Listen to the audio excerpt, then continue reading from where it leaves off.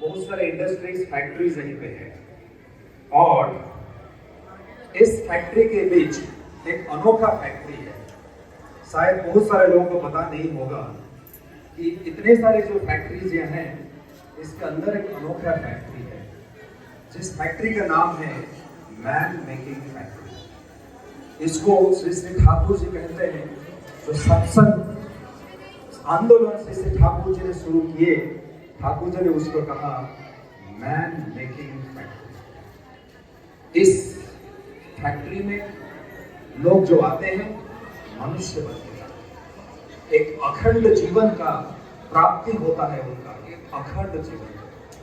इस दुनिया में जितने सारे लोग हैं हर किसी का जीवन खंडित है, बिखरा हुआ है, टुकड़ा टुकड़ा में बिखर चुका है आदमी का जीवन। यहीं पे जो आता है इसका जीवन होता है अखंड जीवन। अखंड जीवन होता है क्या? जब बच्चा जन्म लेता है उसका जीवन होता है अखंड। उसके लिए उसका माँ ही सब कुछ है।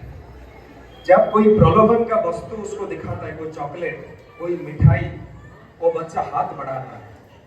लेकिन अगर कोई बोलता है ये चॉकलेट ले लेकिन मेरे गोदी पे आ जा, बच्चा बोलता है प्रलोभन का वस्तु मुझे नहीं चाहिए, मुझे माँ चाहिए। माँ को फिर आलिंगन करता है बच्चा, माँ को छोड़ने के लिए तैयार नहीं होता है। वही बच्चा का जीवन होता है अखंड जीवन।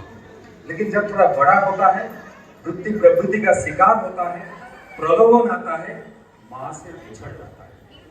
क्या करता है? उसका जीवन खंडित हो जाता है। कभी को बीवी को खुशी करने के लिए भागता है, कभी बेटा को, कभी बॉस को, कभी ऑफिस में जो सुपीरियर है उनको, कभी दोस्त को, कभी किसी को। बैंगलोर आ जाता है, मम्मी माँ जब फोन करती है बोलता है माँ अभी थोड़ा बिजी हूँ, टाइम नहीं है, बाद में फोन करूँगा। माँ से जब बिखर जाता है जीवन टुकड़ा टुकड़ा हो जाता है, भागते रहता है। जीवन में असंतुलन आता है। श्री श्री ठाकुर जी के पास आए थे परिजादा। उन्होंने कहा ठाकुर जी जीवन में जीवन आदर्श गुरु क्यों चाहिए? सब कुछ तो सही चल रहा है, जीवन क्यों चाहिए? कोई तो कुछ गड़बड़ नहीं है। श्री श्री ठाकुर जी ने कहा बाजार गए, मार्केट गए, आप सब्जी खरीदे? उन्होंने कहा बहुत बार किया। ठाकुर जी ने पूछा आपको कैसे पता चला कि सब्जी का जो वजन है वो सही है? उन्होंने कहा ठाकुर जी वो तो जो दुकानदार है वो तराजू में तौल के देता है तो पता चल जाता है। ठाकुर जी ने कहा फिर आपको कैसे पता चलता है? उन्होंने कहा एक तरफ वजन डालता है, दूसरा तरफ डालता है वो सब्जी, तो पता चल जाता है। ठाकुर जी ने कहा कैसे पता चलता है? परिजादा ने कहा एक जो बड़ा कांटा है, एक ऊपर एक कांटा है, उसके साथ जब उसका तालमेल हो जाता है तब पता चलता है कि सही वजन का सब्जी मुझे मिला है। ठाकुर जी ने कहा परिजादा सामान्य मामूली सब्जी के लिए मामूली सब्जी सही वजन का है कि नहीं वो पता करने के लिए एक कांटा चाहिए, जिसके साथ कांटा का तालमेल चाहिए। और जीवन जो इतना प्रभावशाली है, जीवन जो इतना बड़ा है, जीवन सही ढंग से चल रहा है कि नहीं, उसको पता करने के लिए जीवन में क्या वही कांटा नहीं चाहिए? जीवन में क्या गुरु नहीं चाहिए? जीवन में क्या जीवन आदर्श नहीं चाहिए? भाइयों माओ, हम लोग के जीवन में हम जब बचपन जब पैदा हुए हमारे साथ थे हमारे माँ बाप, लेकिन हमारा कोई गारंटी नहीं है माँ बाप जिंदगी भर हमारे साथ रहेंगे। वो शायद गुजर जाएंगे, हम गुजर नहीं सकते। बीवी पति या पत्नी आते हैं बाद में, बहुत सालों के बाद आते हैं, वो शायद रह सकते हैं। बच्चे उसके बाद आते हैं, तो उसके बाद आते हैं। जीवन का प्राक काल में जो लोग होते हैं उनको हम खो देते हैं, बाद में जो आते हैं वो भी चले जाते हैं। अस्थिर है जीवन में। जीवन में जो कोई आता है चला जाता है। स्थिर है एक ही बंदा जीवन में स्थिर है, स्टेबल है। जब माँ बाप थे वो भी थे, जब माँ बाप नहीं रहेंगे वो भी रहेंगे। जब मेरा बीवी पति और पत्नी हमारा नहीं थे तब भी वो थे, अगर वो लोग जब नहीं रहेंगे तब भी वो रहेंगे। वही जीवन में ओनली सोर्स ऑफ स्टेबिलिटी, जो वही स्थिर है, वही स्टेबल है, उनके सेवा जीवन में और स्थिर कोई नहीं है, इसीलिए उनको चाहिए जीवन में। श्री श्री ठाकुर जी के साथ एक बार बातचीत हो रहा था केष्टदा का। एक प्रख्यात मशहूर साइंटिस्ट थे और सृष्टि तत्व के बारे में बात हो रहा था, सृष्टि के बारे में बात हो रहा था। एक सवाल पूछ रहे थे केष्टदा, ठाकुर जी जवाब दे रहे थे और हठात एक समय ठाकुर रुक गए और ठाकुर जी ने कहा, तो जानते हैं केष्टदा, कितना जाना चाहते हैं? जानना का ज्वाला तो बहुत बड़ा है, वो जानने का जो ज्वाला जो पेन है वो तो बहुत ही बड़ा है केष्टदा। जितना जानेंगे उतना ही पता चलेगा आप नहीं जाने, और जानने का इच्छा होगा, और जानने का इच्छा होगा। इस ज्वाला से मुक्ति मिलेगा कैसे? केष्टदा बोल रहे हैं, सही तो ठाकुर, जितना आप बोलते हैं उतना तो लगता है कि और जानने का बाकी है, उतना लगता है इतना ही मूर्ख में हो जितना आप बोलते जा रहे हैं। ये जानना का ज्वाला समाप्त नहीं होता ठाकुर। ठाकुर उपाय क्या है?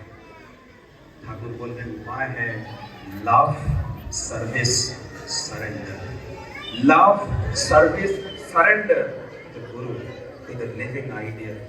जिनको जानने से सब कुछ जानने का जानना संभव होता है, जिनको जानने से जानना बाकी नहीं रहता, जिनके अंदर इस दुनिया का समस्त ऐश्वर्य, ज्ञान, कर्म, जिनके अंदर सहज उत्साहित है, जिनको जानने से मनुष्य का विच्छिन्न जीवन का समस्त विरोधिता का चरम समाधान होता है, वही है मनुष्य का भगवान, वही है मनुष्य का भगवान।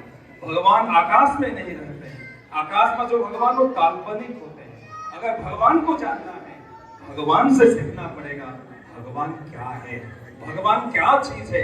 जब भगवान इस मनुष्य रूप में इस धरती में आके खुद बताते हैं कि मैं क्या हूँ, और जिनको जानने के बाद जानना बाकी नहीं रहता है, जिसको जानने से समस्त जानना संभव होता है, समस्त जानना मुमकिन होता है, उनको जब जीवन में गुरु के रूप में ग्रहण करते हैं, जीवन आनंदमय होता है, सुखमय होता है। उनको कहते हैं जीवन आदर्श। आप ही अर्थ है सब कुछ, सर्वपूर्णी। दर्श का अर्थ है दर्शन। जिनको ग्रहण करने से सब कुछ का दर्शन होता है, सब कुछ समझ में आता है, वही है जीवन का आदर्श। हम लोग उनको छोड़ के भागते रहते हैं रुपया पैसा के पीछे, पद पदवी के पीछे, हमारा पॉलिटिकल एंड बिजनेस पोजीशन के पीछे। ठाकुर जी कह रहे हैं डोंट बी एम्बिशियस। आज की दुनिया में अगर कोई कहेगा कि डोंट बी एम्बिशियस, लोग कहेंगे पागल। श्री श्री ठाकुर जी ने कहा डोंट बी एम्बिशियस, क्योंकि पुरुषोत्तम के बताते हैं। श्री श्री ठाकुर जी ने कहा don't be ambitious, B auspicious. महत्वाकांक्षी मत बनो, शुभाकांक्षी बनो। रुपया पैसा का आकांक्षा मत रखो, सुख जो मंगल है, जो आनंद है, उसका आकांक्षा करो। जीवन में आनंद मिलेगा, सुख मिलेगा। हम लोग सभी भाग्यशाली हैं, जीवन में श्री श्री ठाकुर जी को पाए हैं। और इस सत्संग रूपी कारखाना पीलिया में, जहाँ पे इतने सारे कारखाना में है, यहाँ पे एक सुंदर कारखाना है जहाँ पे अनोखा मनुष्य बनते हैं। जो मनुष्य अलग है दूसरे मनुष्य से, वो देखने में एक जैसे हैं लेकिन उनका सोच अलग है, वो बोलते हैं अलग तरह का, उनका कर्म अलग है, उनका चिंतन अलग है। वो है अखंड मनुष्य, इंटीग्रेटेड पर्सनालिटी। वही है सत्संग के उद्देश्य। आप लोग सभी का मंगल कामना करते हुए परम पिता के राधे चरणों में प्रार्थना करता हूँ। इस उत्सव माहौल में हम लोग जो योगदान किए हैं, जो इसको सफल करने के लिए निरंतर कोशिश किए हैं, सबका मंगल कामना करता हूँ। वंदे पुरुषोत्तम।